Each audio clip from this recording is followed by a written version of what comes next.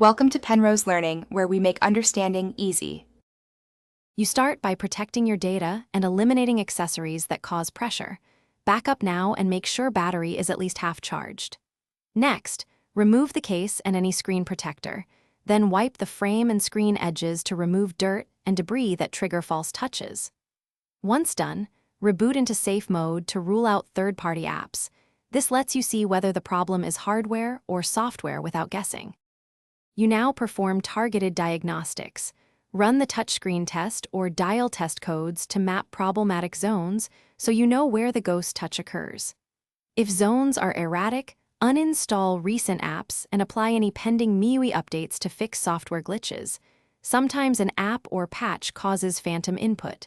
Then, adjust touch sensitivity and toggle accidental touch protection. You move to hardware remedies if software steps fail. First, apply gentle warm air around the edges for short bursts to relax adhesive and panel tension. Do not overheat. If ghost touch persists, replace the digitizer or full screen assembly.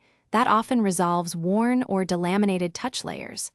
Make sure replacement parts match model specs. If problems return after repair, retest in safe mode, and, if possible, swap components to isolate the faulty part before paying for further service.